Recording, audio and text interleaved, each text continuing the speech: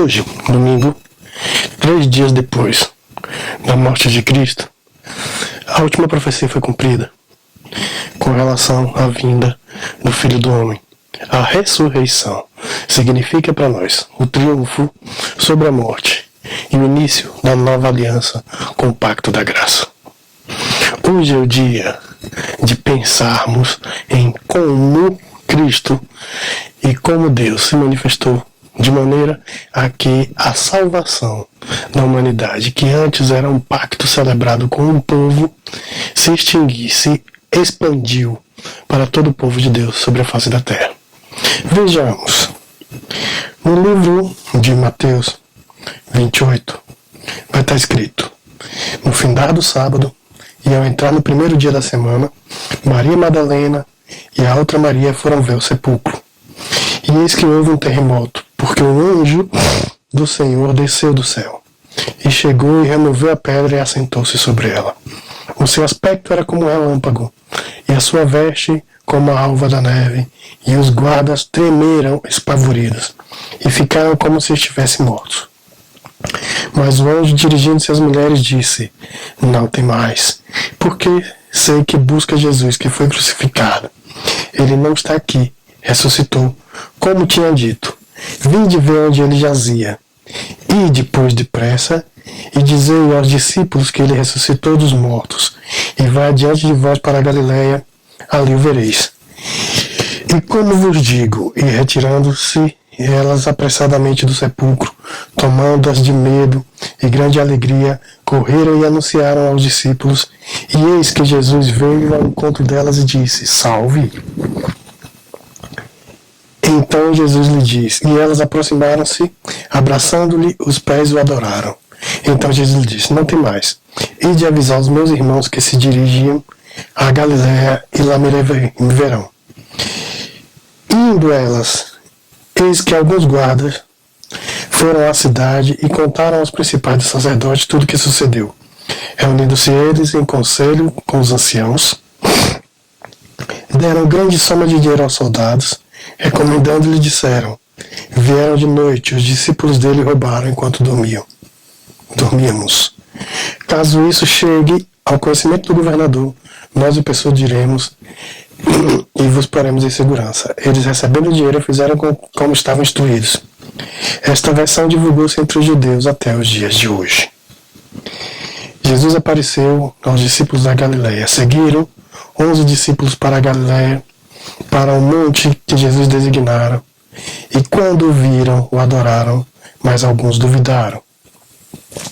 E Jesus, aproximando-se, falou, dizendo: toda autoridade me foi dada no céu e na terra. Ide, portanto, fazer discípulo de todas as nações, batizando em nome do Pai, do Filho e do Espírito Santo, ensinando a guardar todas as coisas que eu vos venho ordenado. Eis que estou convosco todos os dias, até a consumação dos séculos. Anteriormente nós falamos sobre a morte de Cristo. E na morte, ao findar da terceira hora, provavelmente às 3 horas da tarde, entre as 3 horas da tarde, já estava morto, e o José de Arimateia foi reclamar o corpo, porque os judeus temiam que ficassem corpos insepultos, e com isso fossem contaminados para o feriado da Páscoa. Quando chega na casa de Pilatos, o Pilatos até se espanta, perguntando se já morreu, porque não era comum uma morte tão rápida, e ordena que se quebre as pernas dos outros e se libere o corpo para o sepultamento. Assim Arimateia vai e resgata o corpo. Provavelmente ele vai com alguns de seus servos, mas a responsabilidade recai sobre ele. Envolve em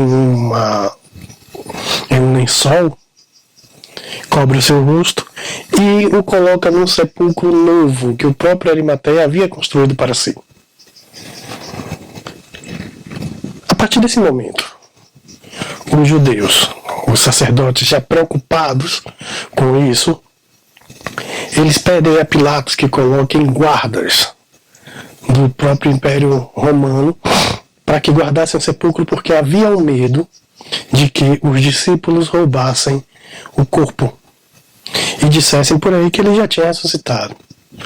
Era comum, já todo mundo já sabia que Cristo havia prometido que iria ressuscitar ao terceiro dia, e eles queriam uma garantia de que isso não acontecesse, de que não houvesse o perigo que o corpo fosse roubado. Por outro lado também, os apóstolos e os discípulos estavam muito tristes, muito abatidos, e ainda não criam verdadeiramente na profecia e nas palavras de Cristo que havia de ressuscitar. Com a morte de Cristo, naquele momento para eles, tudo havia sido perdido. Não havia mais esperança, porque o Mestre, o Salvador da humanidade, havia morrido e perecido sob as mãos do Império Romano. Pedro, principalmente, estava muito triste. As mulheres que haviam comprado um dia antes os perfumes, as especiarias, todo o material para dar o tratamento digno ao corpo de Cristo, foram ao sepulcro. E quando chega um terremoto, logo cedo, um terremoto, e a pedra que havia sido colocada com o selo de Herodes, para que ninguém retirasse, seria um crime retirar, havia sido colocada de lado. Em Mateus, a tradução que não está e pois já ressuscitou. Em Lucas diz: por que procuram entre os mortos aquele que está vivo? Havia todo um sentido de promessa que ele iria ressuscitar e voltaria no terceiro dia, mas isso não fazia parte da crença. Todos duvidaram naquele momento que isso fosse acontecer, e duvidaram tanto que o susto foi muito grande. Ora, as primeiras das mulheres, a Madalena, quando vê a Cristo, adora, beija seus pés, e ele manda que vá correndo avisar os discípulos, principalmente a Pedro. Também Lucas diz que Pedro vai ao sepulcro e vê o sudário, que a Igreja Católica diz que é o que está preservado em Turim, mas que já foi provado várias vezes que é falso. E vê as vestes e começa a ver que aquilo foi retirado. Duas coisas acontecem naquele momento. Os guardas, quando veem que o templo, que o sepulcro foi aberto, eles correm para avisar o sacerdote que aquilo havia acontecido. E os sacerdotes pagam, subornam a eles e combinam uma versão para que digam que os discípulos foram à noite e roubaram. E assim preservem-se a vida, porque eles foram negligentes no seu trabalho. Teriam que admitir que dormiram em serviço, e isso poderia levá-los à morte. Tanto que essa versão foi contada até os dias de hoje. Os dias de hoje, aqui, claro, o momento em que foi escrito o livro. Entre os apóstolos também havia dúvida. E isso vai ser comprovado quando, no mesmo instante que ele aparece as mulheres, em Lucas vai dizer que ele também aparece no caminho de Emaús, que ficava a uns 10 quilômetros de Jerusalém, quando dois de seus discípulos vão andando e aparece um estranho e começa a conversar com eles, e eles vão falando da morte de Cristo, da desolação que havia, porque o Salvador havia morrido e havia perecido, e vão falando com eles e chegam numa casa e Cristo vai passando, eles convidam para ficarem com ele, e quando ele vai sendo convidado para ficar com ele, que ele parte o pão e abençoa, eles reconhecem que havia sido ressuscitado, e aí toma conta toda a alegria, e aos poucos tudo vai tomando forma. Havia até um lugar combinado na Galileia, para onde deveriam ir logo após da morte e da ressurreição, que onde todos deveriam se encontrar, provavelmente o local da última ceia, e onde estavam todos reunidos, e aparece de novo a Cristo. E é importante lembrar que é uma ressurreição. O corpo de Cristo volta. Alguns pensam que é um espírito que está vindo, uma espécie de fantasma que vai para lá e ele pede para que toquem e que vejam. E verdadeiramente creem. E ele fica mais 40 dias entre nós até que suba. Acende aos céus uma nuvem. E aí já começa o templo do Espírito Santo. Também ordena para que haja a grande comissão, ide por todo mundo pregai o Evangelho. De todo esse contexto, é importante lembrar que a incredulidade humana está sempre presente.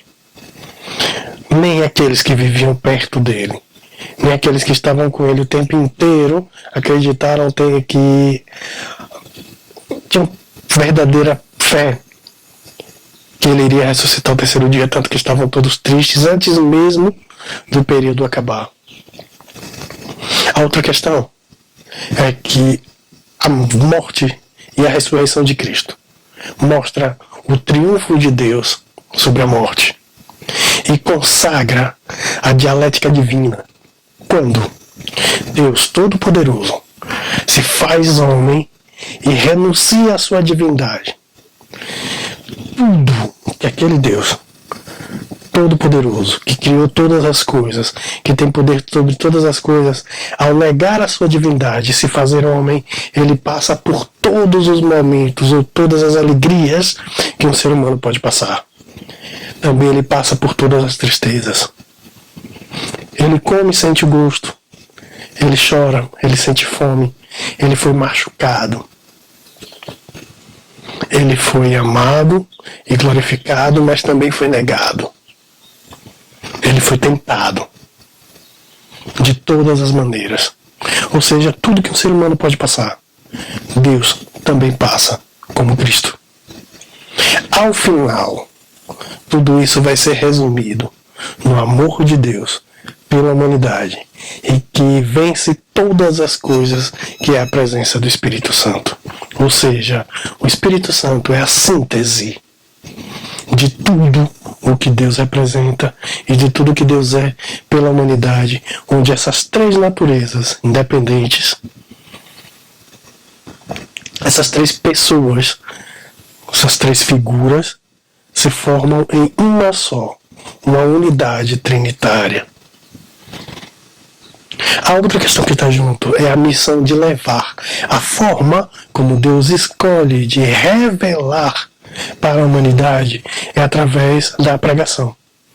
O ir para todo mundo, pregar o Evangelho, batizar em nome do Pai e do Espírito Santo é dado a todo aquele que crê.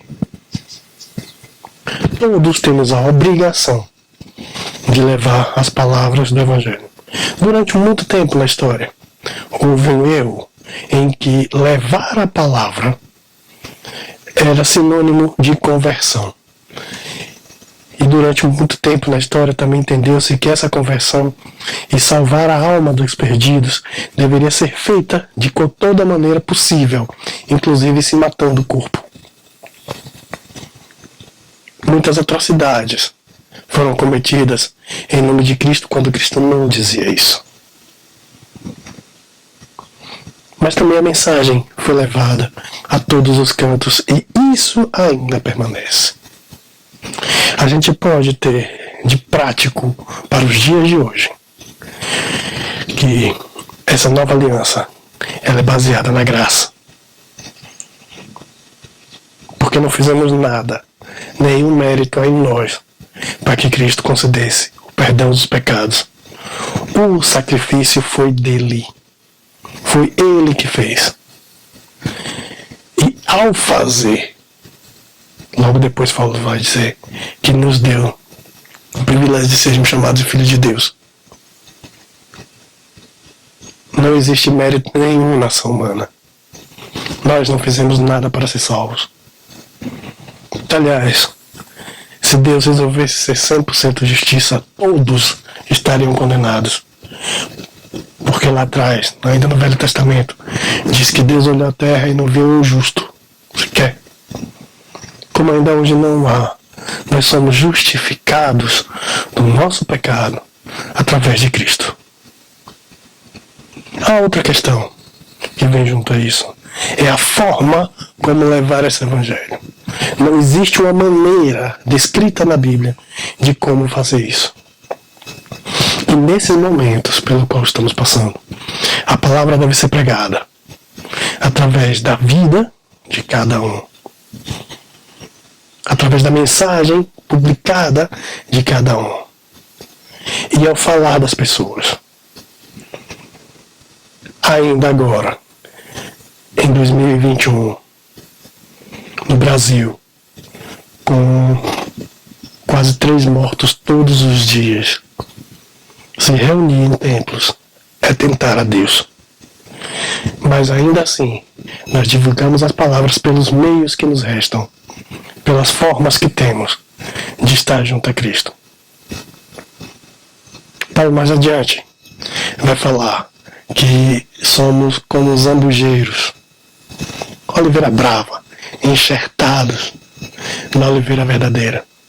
Esse enxerto permitiu a nós, que não estávamos no povo escolhido para a salvação, termos a possibilidade de sermos salvos pelo sangue, a morte e a ressurreição de Cristo. Não existem mais barreiras, não existem mais intermediários, e podemos ver agora nessa função, ou a partir desse momento, Cristo enquanto Deus, e Ele o é,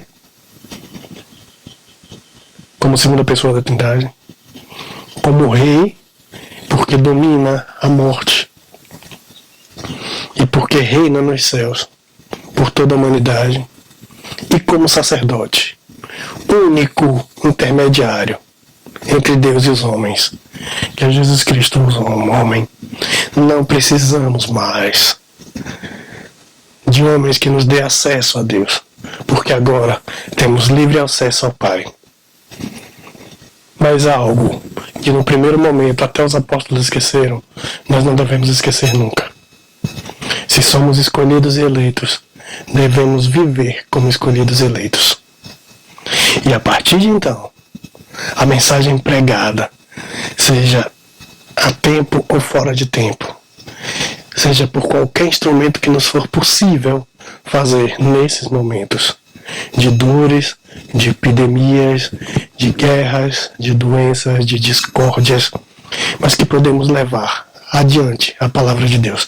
E ainda que pereçamos, iremos para a glória, onde vamos nos reunir e ver a Deus face a face.